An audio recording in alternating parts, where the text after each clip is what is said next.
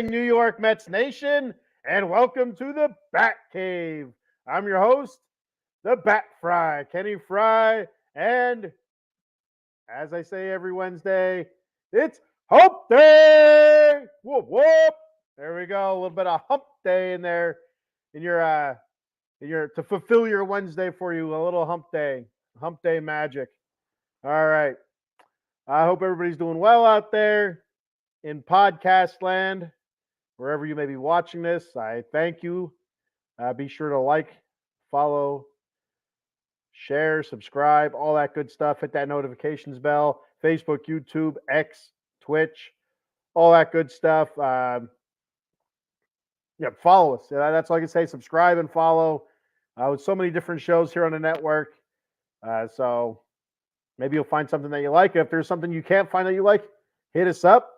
You could start your own podcast and reach out to a different branch that we haven't reached out to yet. So, all right, let's start the show off there. Talk about a little bit of Pete Alonso. So just recently, it's been in the news that the Mets will not negotiate with Pete Alonso during the season. So, pretty much he'll go to free agency after the season, and that's when they'll negotiate with him. So then I guess with spring training being in full effect here, of course this question is going to come up, which only makes sense. If it didn't come up, I would have been shocked, but it came up, and it came up really early. Pete, are you going to sign a contract? How come you're not going to negotiate during, the regular season? And Pete says his door is always open to negotiate. He's not shutting it down. Like a couple of years ago, Francisco Lindor said he will not negotiate during the regular season. He has a deadline before the regular season, and then he will not negotiate until after the regular season's over. I guess to kind of avoid any kind of hullabaloo, game in and game out, home, away, having the same question pop up over and over and over again. How come you didn't sign yet? Is there a contract on the table? What are you asking for? Blah, blah, blah. So when you say there's a deadline, the deadline's before opening day, that comes and passes. That question shouldn't come up as much. It's still going to come up no matter what. But so that's what Francisco Lindor did. Pete Alonso's taken the opposite route, saying, my door's open all season to negotiate. I want to be a Met. He said he wants to be a lifelong Met. Which as a Met fan, I don't know how any other Met fans feel. If you are watching out there and you happen to be a Met fan, please throw out a comment there. What are your thoughts on this? What are you willing to put out there? What are you willing to pay for Pete Alonso? Do you want Pete Alonso as a lifetime Met? Maybe potentially if he continues on this path, potentially be a Hall of Famer or something like that. Just has to have his number retired one day as a Met. Again, if he stays on this career path, there's nothing suggesting that he his numbers are going to drop off drastically. It's especially his power numbers. So if he continues on this path, he's going to have a lot of home runs. He could be pushing 500 or so by the end of his career. Again, if he stays on this path. And, would you want the Mets to throw $250 million at Pete Alonso over 8 years? Is that what you're willing to do? $180 million over 8 years? I don't know. I'm not a contract guru or whatever. I'm more than willing, as a Mets fan, as a Pete Alonso fan, I'm more than willing to say, Pete, what do you want? What's your fair market value? What do you think you're worth? And then go from there. If Pete says, I think I'm worth $28 million, like, hold the phone, big fella. That's a lot of money. Kind of reel it back. Work your years. For me personally, I have no problem giving Pete Alonso $22 to $24 million per year over 8 years. 10 years I think is too much. I think he is 29. I think 29. I think he's going into his 29th season. I could be wrong about that. But I think, for me, again, it's not my money, so what the hell do I care? I'd be willing to pay Pete $22 to $24 million per year. There's even that chance where you can go the whole Shohei Ohtani route, where you sign a $700 million contract, but you're not getting most of that contract until you're retired. So there's always that possibility, but I just don't. Obviously you're not going to sign Pete Alonso for $700 million, and nobody's worth $700 million. Shohei Ohtani is not worth $700 million. I don't care. And but I do think Pete Alonso, who's defensively, I believe he's average, which isn't bad. That's nothing. Average is okay. But offensively, powers, run production is above average. Batting average, leads a little bit to be desired this past season. But in previous seasons, it wasn't bad. Anywhere from like 250 to 260, 265. You'll take that with your power hitter. So it's going to be interesting to see what they do. If they do negotiate during the season. I mean, there's so many different scenarios. A couple different scenarios I heard were really interested me were potentially, leaving Pete, go into free agency, which, that it is what it is. Let him go out there, find out what his fair market value is, what the other first basemen are getting, that are on his skill level, and go from there. Mets could always counter offer if he allows. He says he wants to be he wants to retire a Met. He wants to be a Met for life. So you think, if he goes out there, he gets a contract offer, let's say from the Giants. He'll come back to the Mets and say, this is what the Giants are offering me. What are you going to do? Are you going to counter offer, or are you going to match, or what are you going to do? So you'd imagine that's what would happen in the offseason. The other scenario is, real quick, I got a couple comments here. Adam Glenn, what's up, Adam Glenn? Good morning, buddy. How you doing?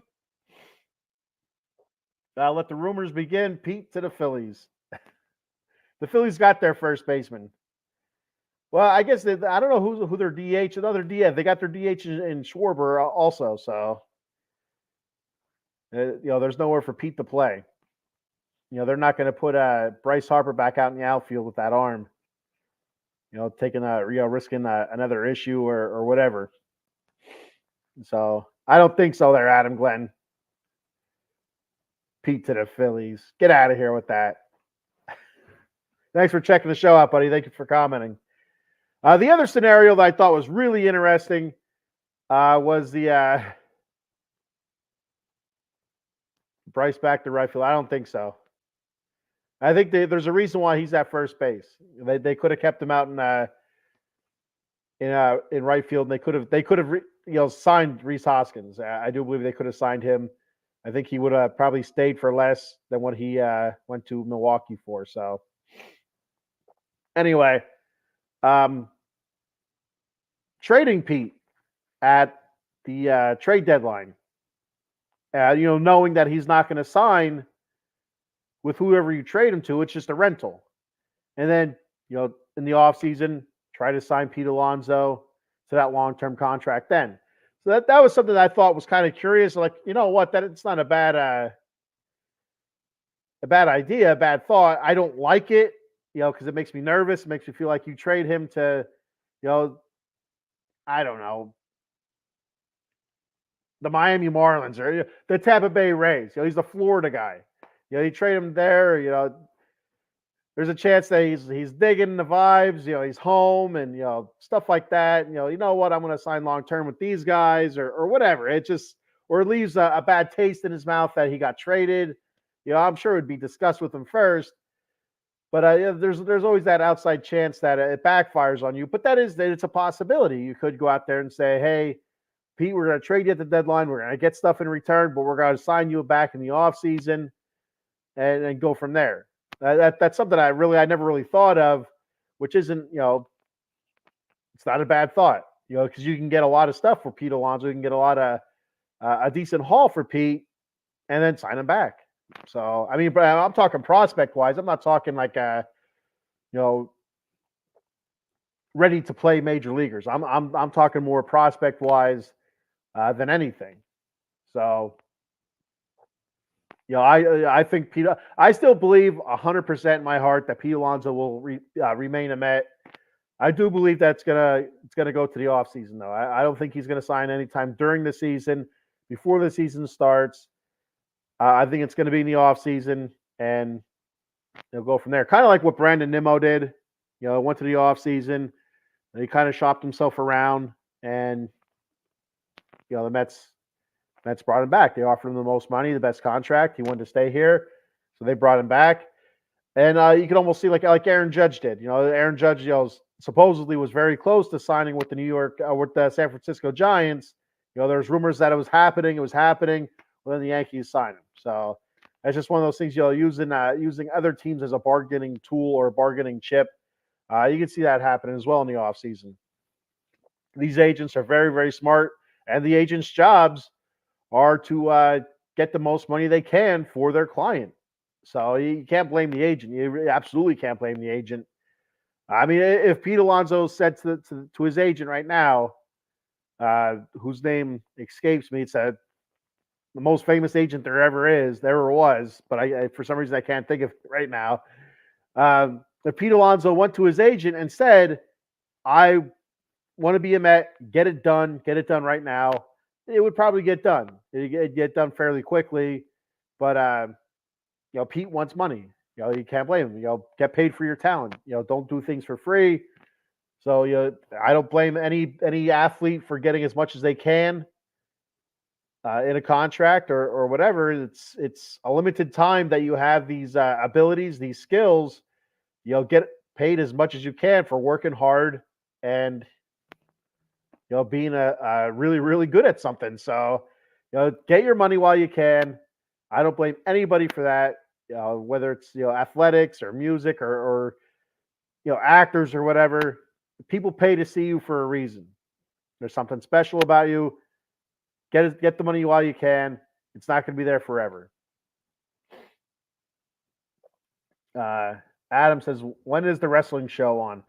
You and that damn wrestling show. The Atomic Drop podcast will be on Saturday at 10 p.m. We will be talking Elimination Chamber. The Elimination Chamber is on 5 a.m. this week because it's out in Australia, in Perth, Australia.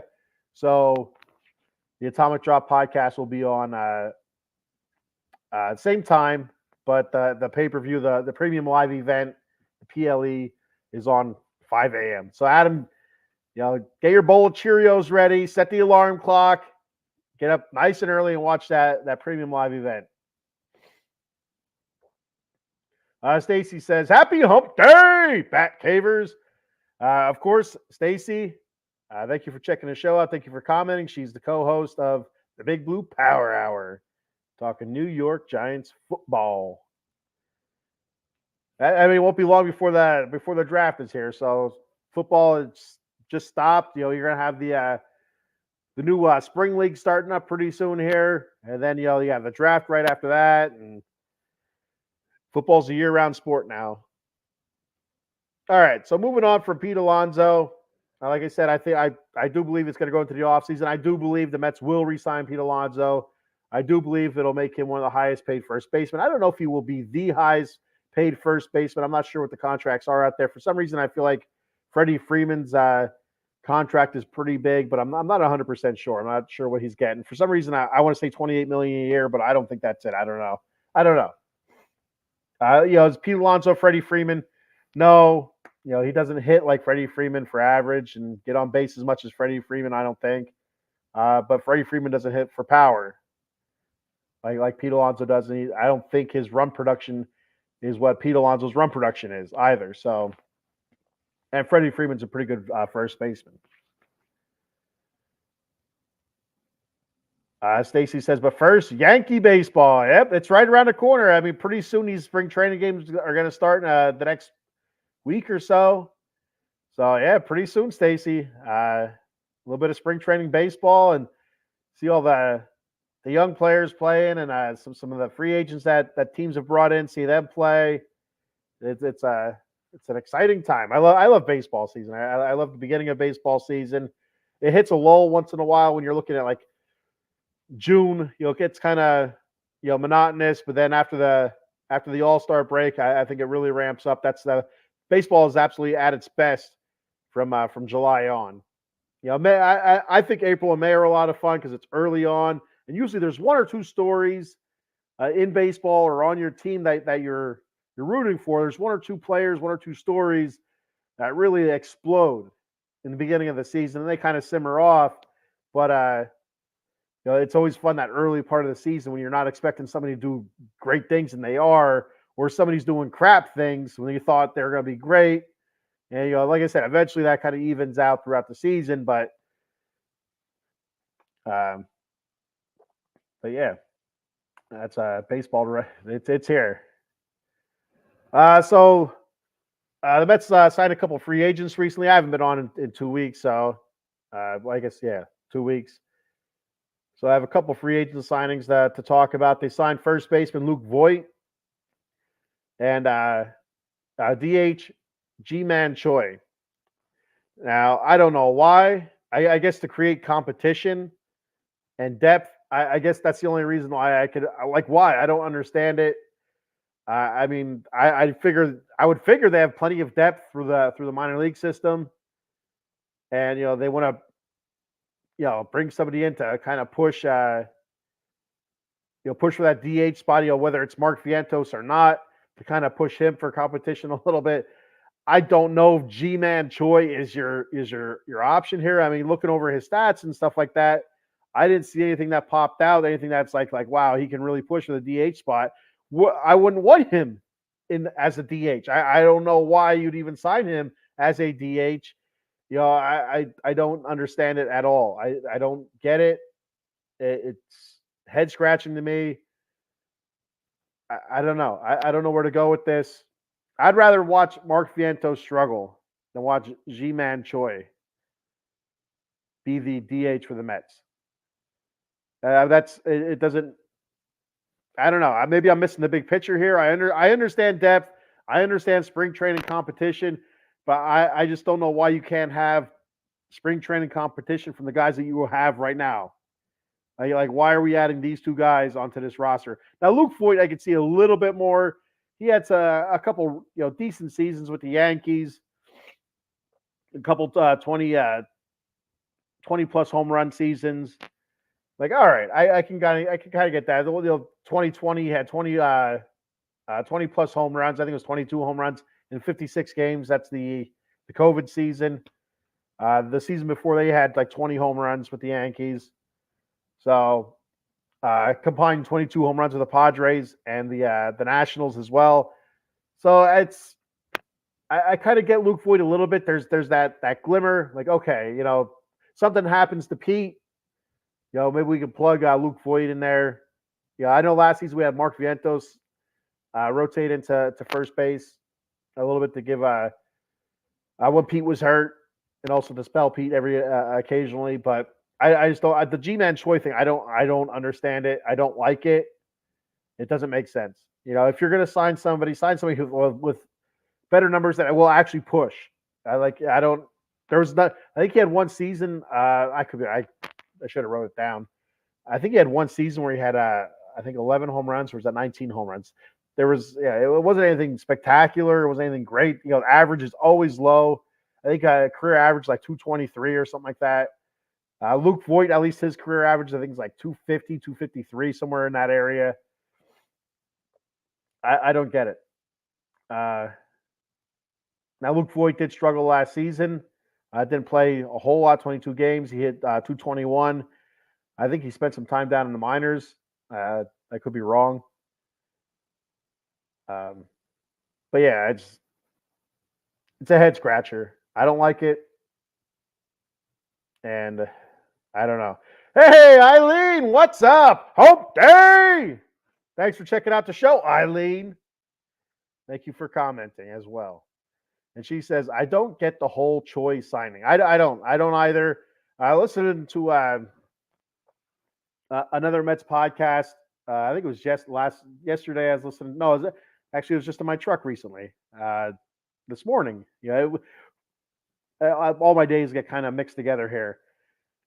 They're talking about G-Man Choi, potentially pushing, for the DH spot, but starting in the minor leagues. I'm like, I don't understand that either. Why would you want that guy even in your system? If he's not going to, blow anybody out of the water and start DH, why would you want him on your bench? why would you want him in the minor leagues as well? Like you have young players that you could bring up, probably do the same exact thing this guy can do, get the same numbers. I just don't understand it. I don't get it. I don't like it.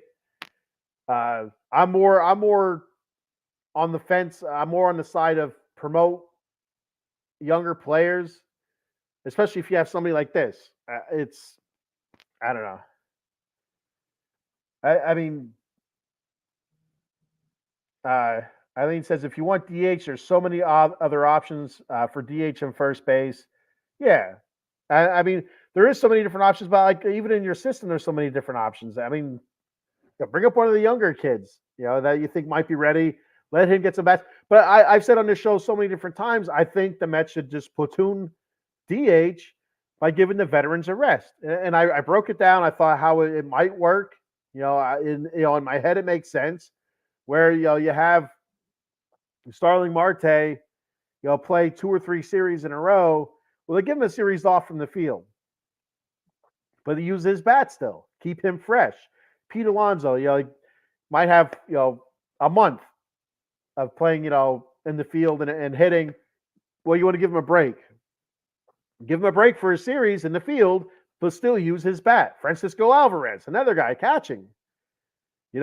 Catchers are always taking breaks, and they need that break. I understand that 100%. But you also need his bat. Why not still keep him in the lineup at DH?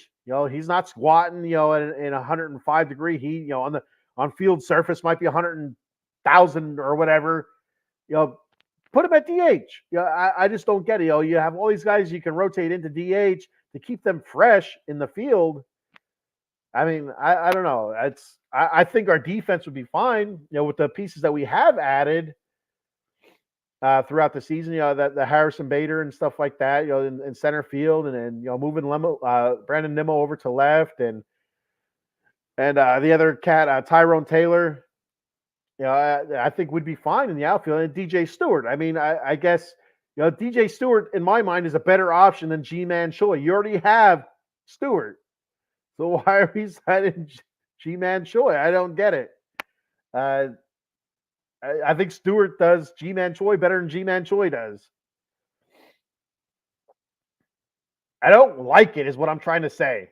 Eileen says JD Martinez would be a good fit. Well, the thing with JD Martinez, from what I understand, from everything I've heard, he's asking for a good bit of money, but I think he wants 2 years. And from everything I've gathered from listening to all these other experts and a bunch of their podcasts, the Mets are looking for a short-term fit for DH just for this season. Get a lot more contracts off the books. Your Verlander and your Scherzer contracts are off the books and stuff like that then. And so they're looking for a 1 year, something short-term. He wants 2, from what I understand, and they don't want to give him quite as much money as what he wants. And the longer he's sitting on the shelf right now, you have to figure that price is dropping. So there is still a potential that they could go out and sign JD Martinez, right before the season starts, or maybe halfway through the spring training games, because you'd still want to bring somebody like that in, get him some at bats in spring training, so he's not going into the season cold. So there's still that potential. And each day that passes, I would imagine that his prices or his options are dwindling. And once the spring training games start, I would imagine he gets a little bit antsy, or teams, the Mets get antsy, or other teams that are possibly looking for DH to fill a DH void would be calling JD Martinez up then. So, but if he's going to price himself out of a job, then it is what it is. He might be one of those guys that don't end up playing until halfway through the season. Teams have injuries and are looking to fill voids where they thought they already had the void filled. And hey, what's up, Bush 1G? How you doing, buddy? Thanks for checking the show out. Thank you for commenting. I appreciate it very much. I don't know. So yeah, that's my thought on G-Man Choi. Again, don't like it. Don't care for it. Doesn't make sense to me. We have Stewart, Vientos. I think Vientos is going to have a decent season. I don't think he's going to have something crazy. He's not going to hit 30 home runs. I do believe Vientos is going to hit close to 20, if not over 20 home runs. I mean, I gave you my stat projections a few weeks ago.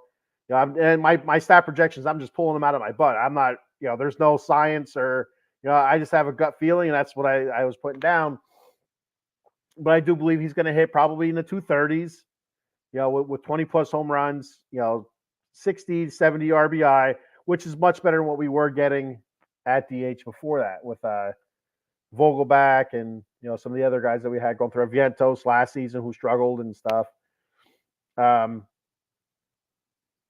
and even DJ Stewart, last season he had that great August and early September, and it kind of cooled off a bit after that. So there's always a chance that he starts off hot. He gets a little bit of DH play. If he starts on the main roster, gets a little bit of DH play, and he starts off hot. And, he takes that job away from Vientos. And what do you do with Vientos? You send him down to the minors. You try him at third base. If Beatty's struggling, which I don't think Beatty's going to struggle, I think Beatty's going to have a great bounce back season. So I firmly believe that this is going to be Vientos' job. I think most Mets fans believe that as well.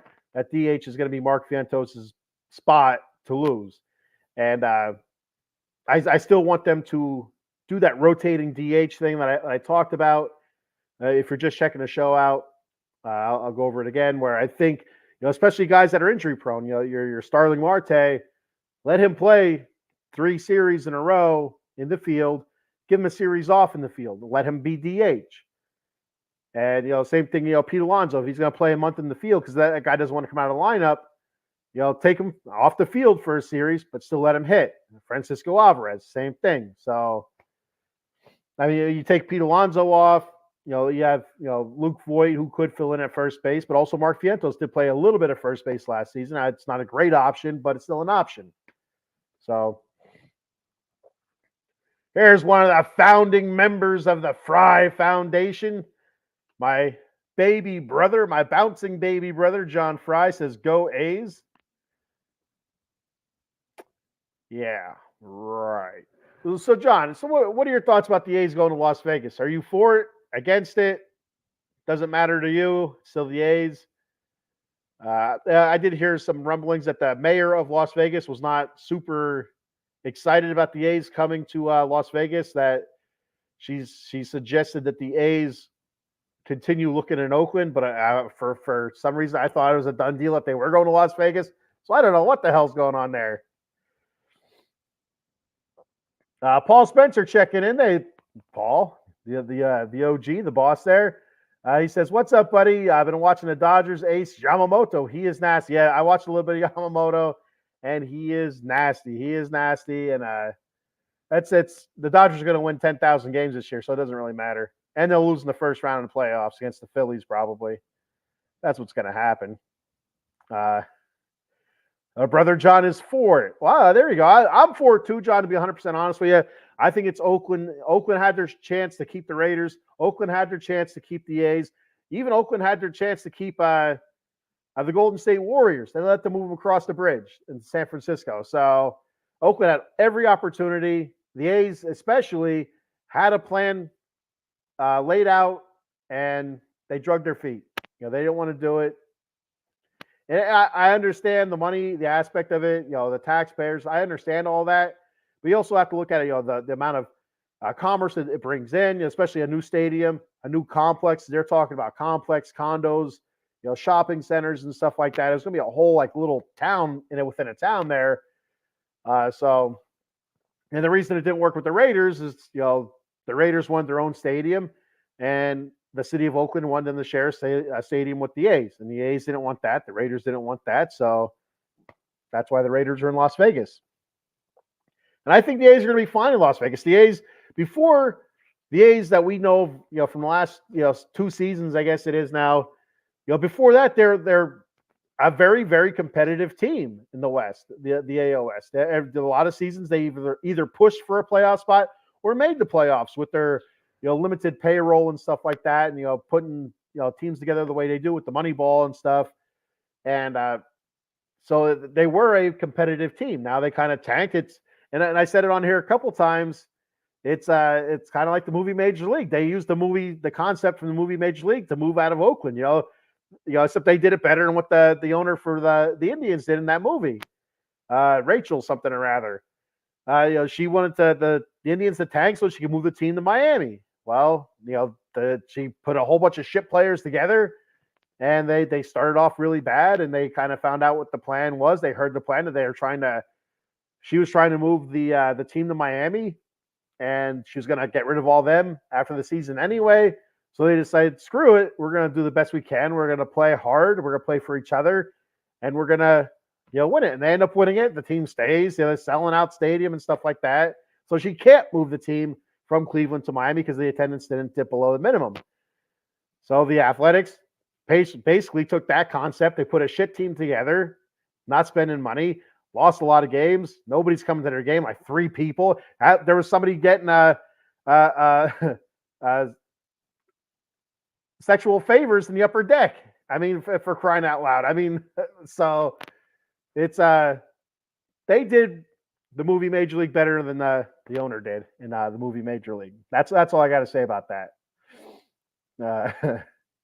Eileen says, I saw some rumblings that A's might need to look in Oakland too. Yeah, and that's what I was. Yeah, and that was more from the mayor of Las Vegas, but now granted she is the mayor, but she's not the end all be all. There's a lot of things at play there, so I think there's already stuff in motion that I don't think they can come back from. I have no idea. Eileen says we got spring training games this weekend. Yeah, it's coming up quick, and I'm not 100% sure when the Mets start their spring training. I think it's I don't know if it's this weekend. I thought I saw the 28th, but I could be getting that mixed up with hockey. So, Yuki Matsui, what's up? It's been a while. I haven't heard from you in a while. The Mets fans expectations too high. So here's my expectations are not. I'm not expecting the Mets. I expect the Mets to compete. I don't expect the Mets to go out there and run away with the division. I don't expect the Mets to go out there and finish in last place either. I feel like they put together a decent bullpen. The starting pitching, if it works the way that it can work, could be decent. Could be decent to good. Lineup wise, if a lot of these guys play a notch better than what they did last season, it could be a good offense. So I do think that they can push for a playoff spot, for a wild card spot, but I'm not putting my expectations into that. I'm just looking for them to play better than they did last season and kind of turn around some things and build towards 2025 when some of these bigger contracts from last season come off the books. So, but Mets fans overall, they get that 2022 where Steve Cohen went out there and spent all that money, so now they expect that every season. And I don't blame Steve Cohen at all. I mean, I've talked about this before, Yuki, how as a Mets fan, after Steve Cohen spent all that money, $500 million or whatever, and spent all that money in luxury tax and stuff, how when the Mets got knocked out in the first round of the playoffs, and were playing as poorly as they were at the end of the season, they lost the division and stuff. How everybody's, look at all the money they spent, blah, blah, blah. I'm all for it. I'm happy that Steve Cohen, spent all that money. It shows to me that we have an owner that wants to win and will put anything out there to win. Now that didn't work. All right, you need to kind of, take a step back and say, what do we do wrong here? And, kind of figure some things out. And 2023, spent a little bit more. And no, I'm sorry. Yeah, I had it mixed up. 2023 is where he spent the $500 million. And it didn't work out at all. So that's what I meant. I got it all mixed up. But yeah, 2023 is where he spent the $500 million, and it didn't work out at all. And just the constant poking and stuff. At least my owner's trying to win. My owner's doing what he knows how to do. All right, let's buy this. Let's put these pieces together, and it didn't work. Why didn't it work? Not really sure, whether it's injuries or just down seasons. That happens in sports and athletics. It happens. Every athlete goes through a down season. Now, sometimes their down season isn't as dramatic as what some down seasons can be for other athletes, but every athlete goes through a down season. And some of the pieces didn't work, for one reason or another, whether it's scenery or just not liking where they're at or whatever. I don't know. But sometimes their expectations, the Mets fans' expectations can be too high, just because of the amount of money that Steve Cohen has spent the last 2 seasons. That long story short, that's what I should have said to begin with instead of sounding like an idiot, getting everything all mixed up. How can we make playoffs with one okay pitcher? And then so here's the thing. I've talked about this before, Yuki. All the pitchers that we've brought in this past season, in the past, have had okay to good seasons. And so you're kind of hoping that somehow, the Mets are able to figure out, what makes them tick. How can we get these guys back to where they were when they were really good or good, and maybe not even really good, just good to okay. How can we get them to that point and maybe even get a little bit more out of them? So I know they're pretty high on that pitching, the pitching, what the hell do you call it? The pitching factory. I can't think of the word for it right now. But like the whole pitching factory thing that they set up, where like training their pitchers and stuff, different methods and stuff. So I know they're pretty high on that. So I'm thinking that they think they can fix whatever's wrong with some of these pitchers that they picked up in the offseason. I don't know. Hopefully Kodai Senga has a good sophomore season. I mean, he was great last season. After he figured everything out. After the first month or so, he's able to figure it out, get going. But now everybody has film on him. Everybody's seen him.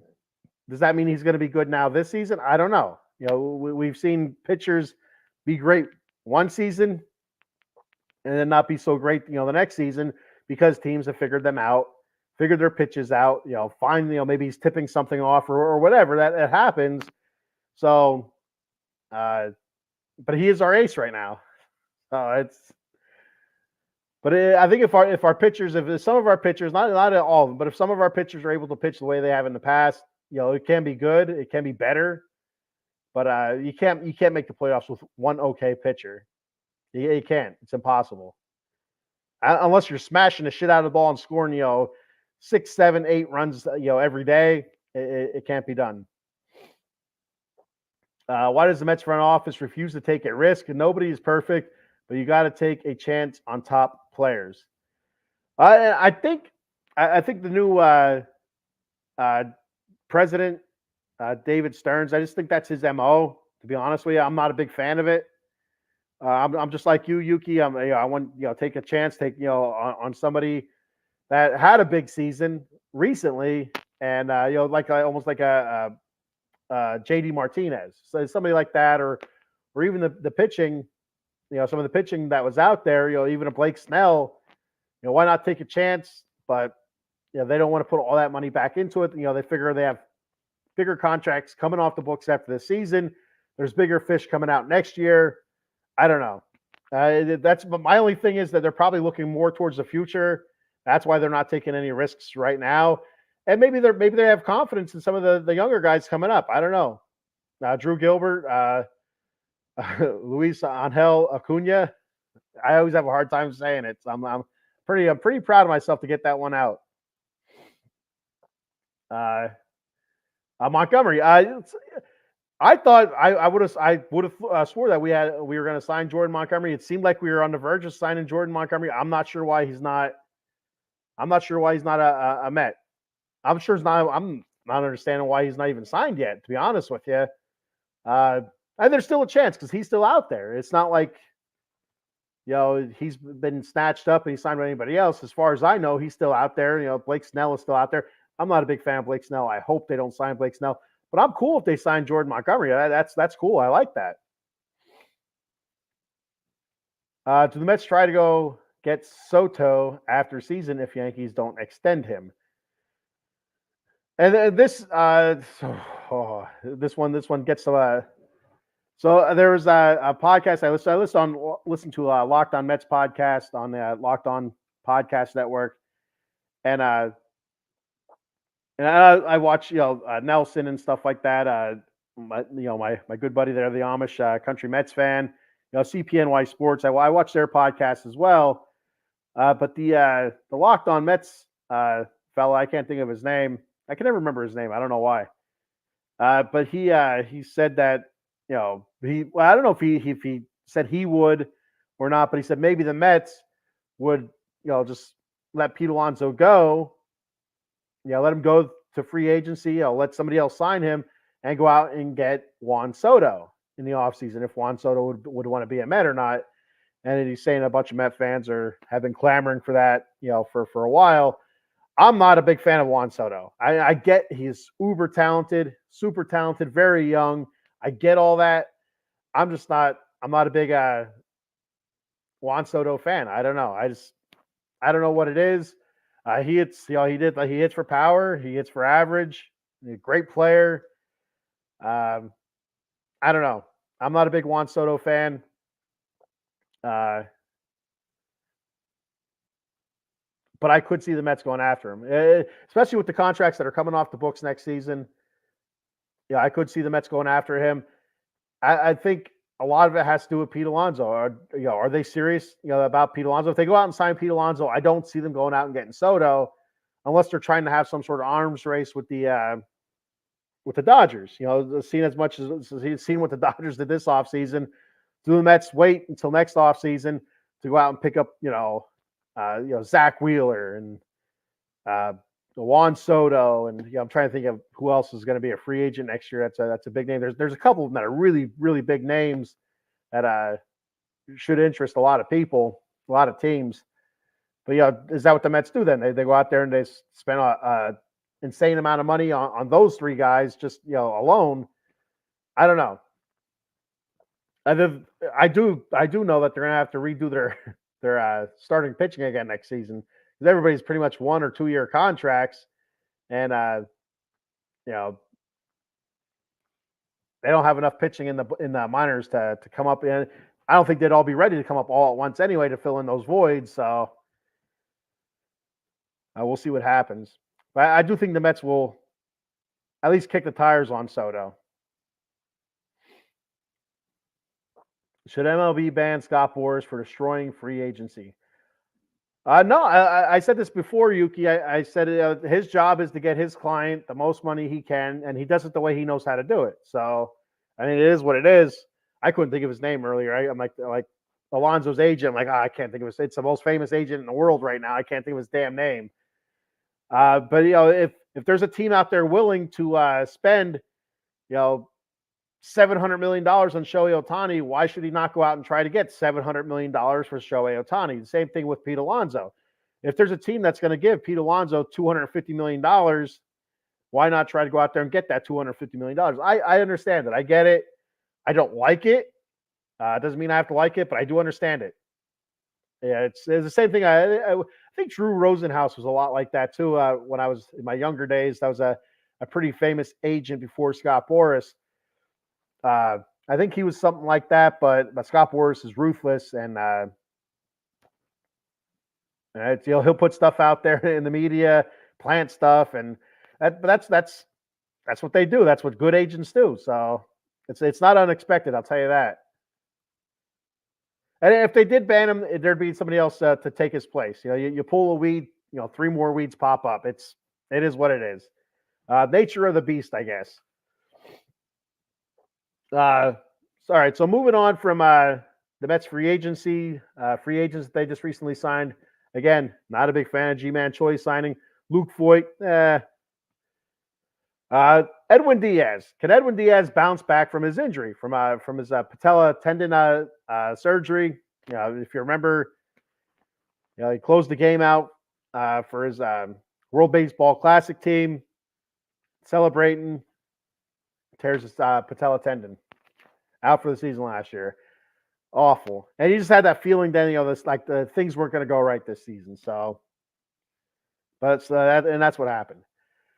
So it was his right leg. So, and I was watching the video again because I want to make sure I had it right. But it was his right leg. It's going to be hard. It's going to be hard for him to be 100% what he was before right off the bat. So I would expect some up and down for Edwin Diaz. One day he might look good, one day he might not look so good. I wouldn't look for too much consistency, probably till halfway through the season, in my opinion, anyway. Because it's hard when you have a major surgery like that, and especially something in your legs. That it's his right leg, so that's his push off leg. So you have to figure when he's going into his windup, his left leg is coming up, and now he's on one leg. Is he 100% confident in that stability of that leg, that knee? So now he has that one knee up. He's looking like a flamingo, one leg down, and then he's pushing off with everything he has to generate all that momentum and power with that right leg. Is he confident, in that leg? It plays mind games with you. I've had major ACL reconstruction back when I was a sophomore in high school, and I'll tell you what, my junior season playing football, I didn't have the confidence in my knee. I was always nervous. I was afraid to when I ran. I was afraid to overextend my leg. I felt like I was going to tear my ACL again. It's very painful, and the surgery's not a lot of fun either. The rehab's not a lot of fun either. So it plays mind games on you. It takes a little bit. It takes a little while for you to get past that mental block. And you could say it's not going to bother you. Like it's mentally not going to be in your head, but it's there. It's there. It's way in the back, and you do something, you feel a little twinge. Like, what is that? Oh my God, my knee. And it has nothing to do with it. It's just just a normal ache or something. It's going to mess with him. So I think it's going to take a little bit of time. It's going to take probably half a season, I think, before you find any sort of consistency out of Edwin Diaz. And I mean, if he comes out and he's on fire, balls to the wall right away, awesome. Kudos to him. But I wouldn't expect it. So I would kind of I temper my expectations for Edwin Diaz right away. I still do. I think he'll have a good season, and I wouldn't be surprised if the Mets kind of limit early on how much they use him. I wouldn't be surprised to see somebody else closing out games, whether it's like a Brooks Raleigh or a Jake Diekman or somebody like that. I don't know. So yeah. So looking at our bullpen right now, as it sits, the way I think it's going to kind of round out. You have Diaz closing. You have Raleigh, Ottavino, Jake Diekman. It's kind of your back half bullpen guys. Drew Smith, Jorge Lopez, and Shinichiro Fujinami, which I enjoy saying, and Michael Tonkin as your early guys, maybe long relief or whatever. I'm not 100% sure if Shinichiro Fujinami is going to make the opening day roster, but I do expect him up. He's a hard thrower, and working on his splitter a lot, I heard, and like I said about the Mets, pitching factory or whatever you want to call it. Pitching lab. That's what laboratory lab. That's what I was trying to think of earlier. Not factory, dumbass. Lab. The pitching lab that the Mets are so proud of. If they could figure him out, set him right. He's a hard thrower, and your bullpen needs hard throwers. So, and working on a splitter, which is a great pitch to have in your back pocket. He could be dangerous. So. But the bullpen actually looks decent. I was really worried about the bullpen, but all the pieces that they add throughout this offseason, looking at them coming together, all right, that doesn't look bad. So I'll take this bullpen. It's a starting pitching that I really worry about. The starting pitching and the DH, it's all the time, just like last season. Starting pitching and DH sucked ass. Third base sucked ass too, but I think Beatty's gonna have a bounce back season. Mark my words. You hear it here first. Don't be surprised if Beatty hits 20 plus home runs. Hitting like 260. Which it's still like something more at that, but it's a lot better than what he did last season. Producing 70 plus RBI, 60, 70 RBI. I think he's gonna have a good year. He's gonna be better defensively too, I think. All right. So moving on from that, that's all I have for Mets talk today. Starting next week, I'm going to start breaking down divisions as we get into spring training games. Next week, I'll start with the AL and NL West. I'll break down divisions, what I think the projected records are going to be, and stuff like that. So key losses, key additions. I kind of did the same thing last season. I'll go AL West, NL West next week. Then the week after that, I'll go AL, NL Central. And the week after that, the East. You know how it goes. So finish the show out here. I'm going to do top 10, my top 10 list. Since it's February, we have Black History Month, of course. And so I was trying to think of what I want to do for my top 10 list. So I'm like, well, it is Black History Month. How about I do the top 10 African American baseball players to ever play the game? In my opinion, again, this is my opinion. Let me know who you think your top 10 or top 3, top, whatever, or top 1 African American baseball players of all time. Let me know what your thoughts are and, throw them out there. Number 10, I have Ricky Henderson. I always loved Ricky Henderson. When I was a young buck, me and my brother, both, everybody, when you're a young kid playing Little League Baseball in the 90s, early 90s, like especially 1989, 1990, around that time when the Oakland A's were, the Bash brothers, Ricky Henderson stealing bases, Dennis Eckersley, we're out there throwing sidearm like Dennis Eckersley and, stealing bases like Ricky Henderson or trying to steal bases. I didn't steal many bases. I'm a chubby kid. But anyway, the Oakland Athletics were awesome to watch back then. But so, yeah, number 10, I have Ricky Henderson. He ended up hitting for his career 279. He was also a former Met. Played a little bit with the Mets. 297 home runs. Too bad he couldn't get those last 3 to get to 300. 1,115 RBIs, 3,000 hits, 3,055 hits, and 1,406 stolen bases. Amazing career for Ricky Henderson. Stole over 100 bases a couple times. Multiple times stealing 90, 80, 90 bases. Amazing career. Amazing athlete. So number 10, Ricky Henderson. Number 9, I have Tony Gwynn, one of the greatest pure hitters of all time. He finished his career 338, average 3,141 hits. He only struck out 40 times in a season one time, which is amazing, absolutely amazing. He finished with an 847 OPS. Yuki Matsui says, Ozzie Smith, is he your greatest African American to play of all time, or would he be on your list? Ozzie Smith was a terrific shortstop.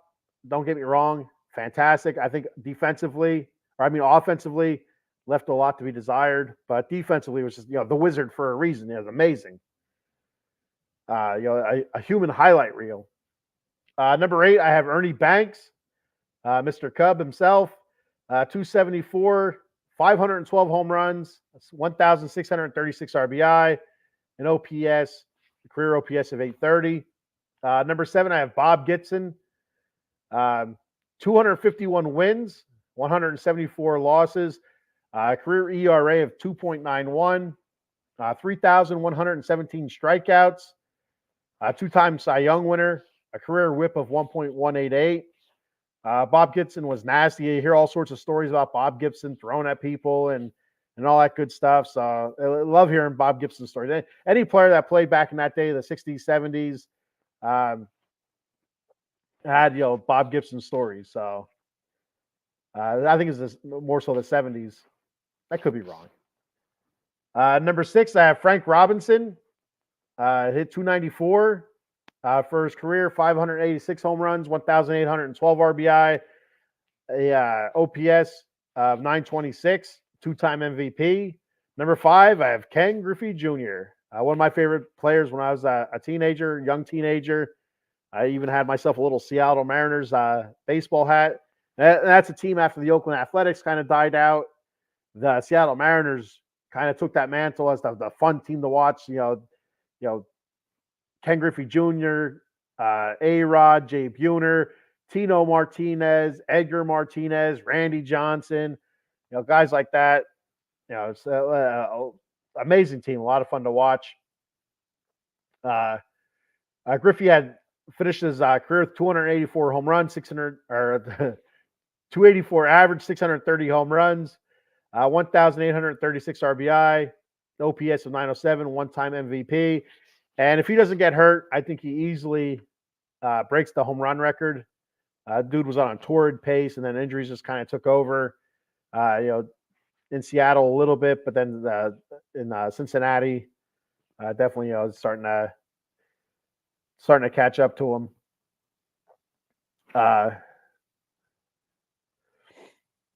Yuki says Ozzie Smith was my favorite player when growing up. That's awesome. I used to love watching Ozzie go out there and do that backflip out to his position. That was cool. I think every player should have to do that. Yuki says Bo Jackson, yes, from the the Raider days, could have been the best all time. Absolutely, he could have been the best all time, like all around athlete. To be 100% honest with you, because he was good at baseball. I mean, he wasn't great. He wasn't going to make the Hall of Fame in the major leagues or anything like that. But he was good at baseball. He was a good defensive player, a good offensive player, fast, could hit for power. But then football, he doesn't get hurt.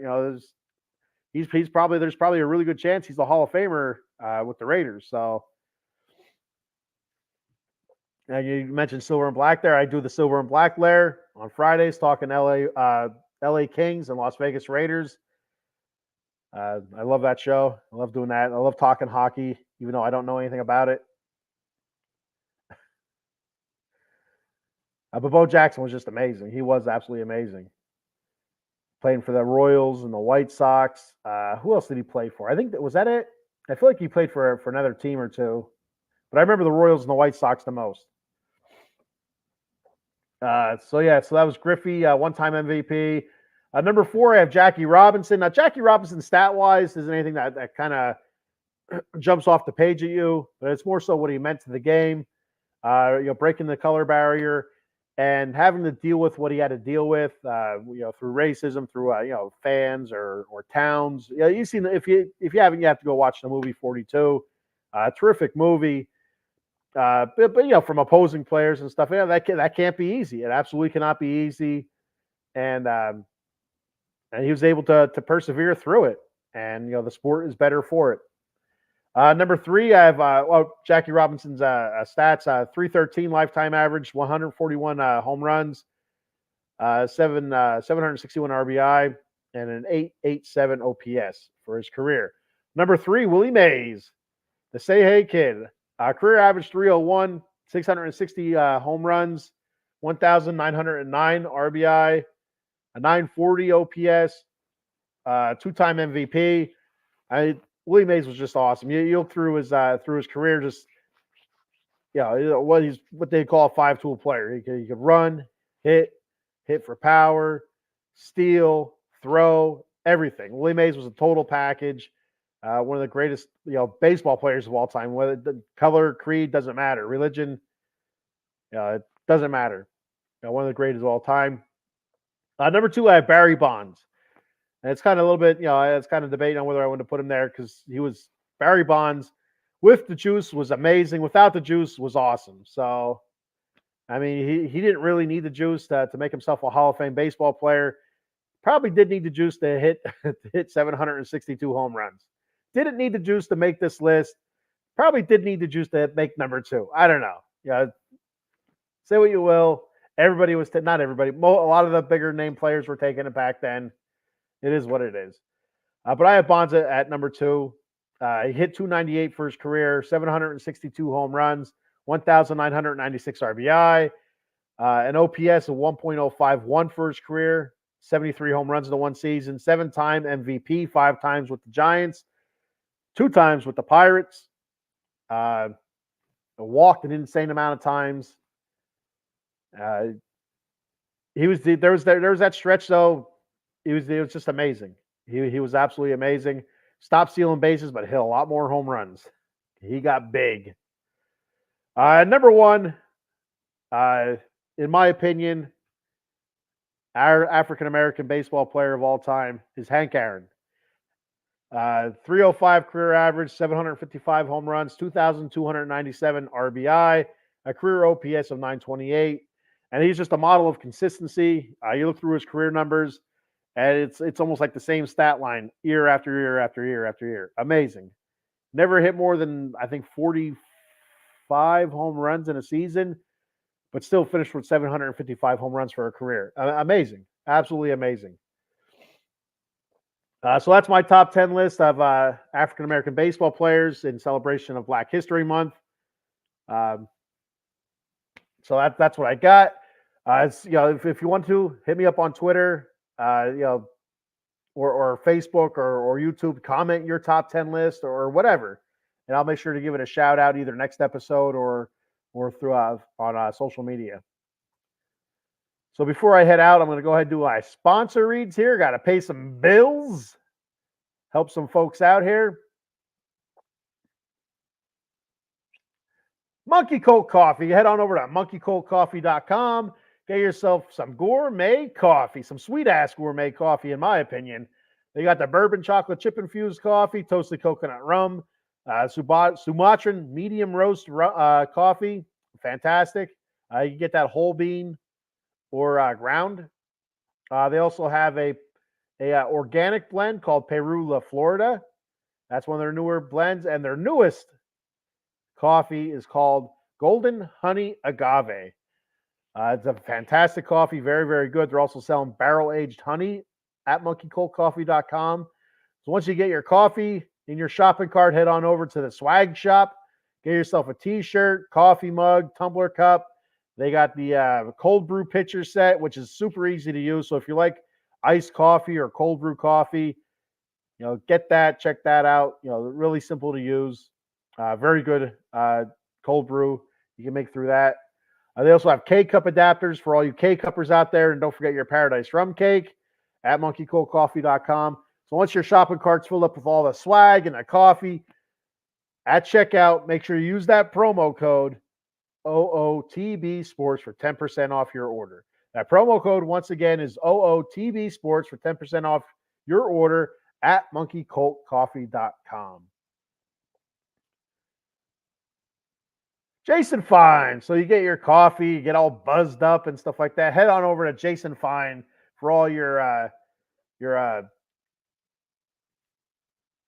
injury needs, I guess. I don't know. Jason Fine, attorney Big Al. I was trying to be funny, but it didn't work out so well. It backfired on me. Attorney Big Al, reach Jason Fine at 1-800-HURT-123. That's 1-800-HURT-123. Jason Fine specializes in motor vehicle accidents, slip and falls, workman's comp, and personal injury claims.